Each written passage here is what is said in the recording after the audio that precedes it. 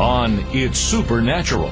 As a young child, EarthQuake Kelly was a master of witchcraft and voodoo. As he got older, his powers increased. He could cast spells, kill people by cursing them, and leave his own body at will. He soon died from a drug overdose and went to hell. See what brought EarthQuake Kelly back to life, and discover the amazing power that can bring people back from the dead. Do angels exist? Are healing miracles real? Is there life after death? Can people get supernatural help from another dimension? Has the future been written in advance? Sid Roth has spent 25 years researching the strange world of the supernatural. Join Sid on this edition of It's Supernatural. Hello, Sid Roth here. Welcome to my world, where it's naturally supernatural. I mean, I don't know any other life. I wouldn't want to live any other life. My guest is a fourth-generation voodoo priest who died and went to hell. Before we get to that, EarthQuake Kelly, how did you get the name EarthQuake Kelly? Well, I see the earthquake part, but how'd you get that?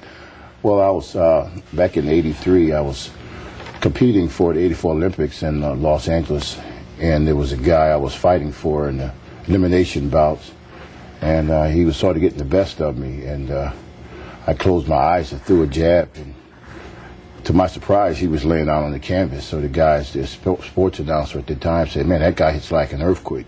So people started calling me EarthQuake from 1983. But actually before that, I had a dream, and in this dream, the ground was shaking. And a voice said, "Because of you, the ground is shaking. Because of you, the ground is broken." And I believe God really gave me that name first before the people in the sports arenas. Okay, but you just don't look Irish to me, EarthQuake. Where's the Irish coming, Kelly? Well, I traced my family tree back all the way to Ireland through the slave trade. It was a man named John Kelly who was in Ireland. He left Ireland, went into the Caribbean, bought some land, had a plantation there, and from the slave trade, that's where we got our name from. And your great ancestor, who you came from, was African, and she was involved in voodoo. And right. Mr. Kelly did not have a good time because of this voodoo. What happened to him? Well, my people, people from way back, they put a curse on him, and it's historically fact throughout my family tree that.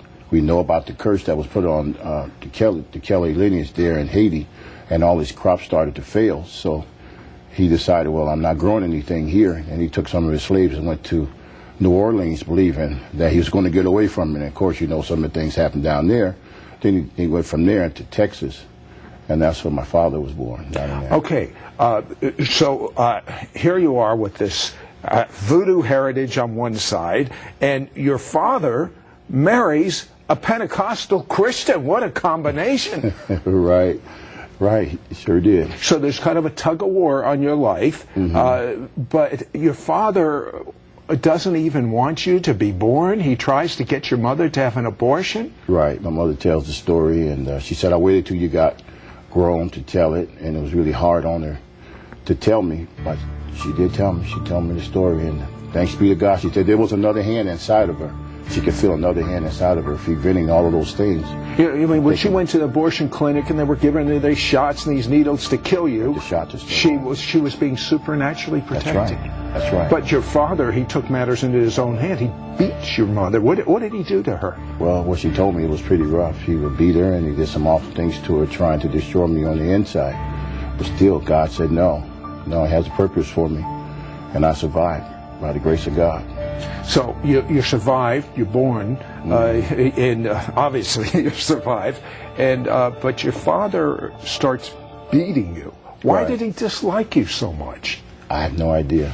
I have no idea really. All I know is just the beatings kept coming and coming, and thank God. He would beat you with the belt buckle? The buckle, yeah. The buckle many times. And I understand from your book that the doctors didn't even expect you to survive too long. No, they didn't give me much chance. They said if I lived to see the 9th grade, I'd be an old man. You know, as far as, Okay, so according to my notes, it's amazing. At 4, you start taking drugs. Your brothers are selling. At 5, you see your grandmother use voodoo against someone, and what happened? he dropped over, just keeled over. And that's really what started me being interested in it, because I said, wow, what a lot of power for somebody to say a few words and a grown man just fall over backwards.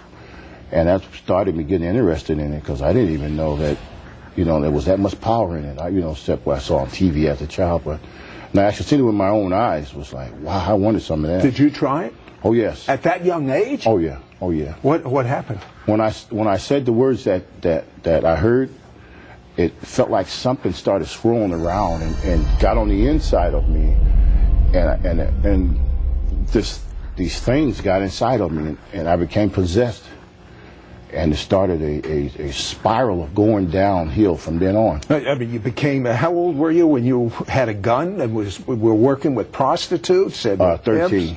13. I worked with you lived a whole life by the time you were a teenager. Yeah.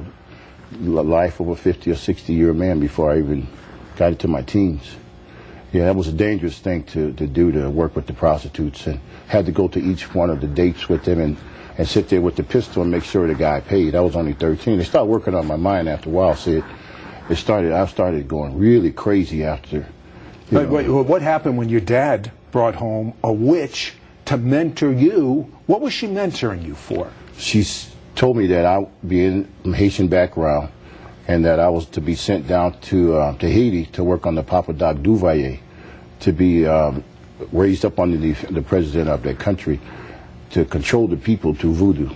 And so at the time I was for it, because that power thing, and I was preparing myself to go. What was your preparation like? How many hours a day did you put into this?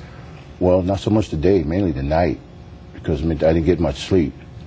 Because there's something about what they call the bewitching hour, which like 12 o'clock to maybe 3 or 4 o'clock in the morning, which a lot of the evil things are being, you learn a lot.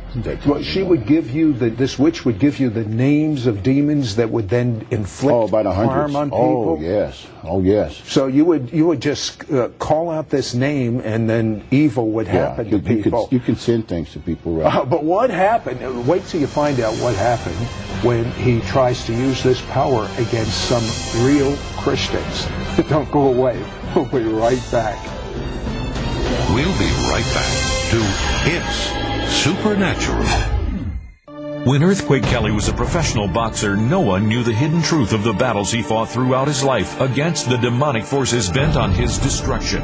Now you can read his dramatic story when you call to receive your copy of EarthQuake Kelly's book, Bound to Lose, Destined to Win, for a donation of $18. Shipping is included. Ask for offer number 1122. In his book, you will read the story of a 4-year-old boy who was selling drugs, beaten and abused daily by his father, trained to become a voodoo priest. You will be transformed as he shares his experience of dying and visiting heaven, and you will find out the special message God imparted to him to share with the world. This is a book that unveils the power of God to deliver you from every demonic stronghold you or someone you know is facing. This book includes a manual of deliverance. You will learn the demonic origin of the trials you are facing, the names of each spirit of darkness, how to be set free from demonic oppression, how to pray with others, how to walk in victory over fear, sickness, and addictions, and so much more. Don't miss out on getting your copy of EarthQuake Kelly's book, Bound to Lose, Destined to Win, for a donation of $18. Shipping is included. Ask for offer number 1122, or you can write to Sid Roth. It's Supernatural. Post Office Box 1918, Brunswick, Georgia 31521. Please specify offer number 1122, or log on to sidroth.org. This book will teach you the power and authority you have in the name of Jesus. Call or write today. We now return to It's Supernatural. Hello, Sid Roth here with EarthQuake Kelly, and EarthQuake, it's pretty fascinating. This witch moves in. What'd your mother do about that? What about your brothers and sisters? You were, what, the 7th child? Mm-hmm. But did that have significance? Yeah. They, in voodoo, they deal with numbers just like we do it as Christians, but they copy everything that God has. So they wanted to say,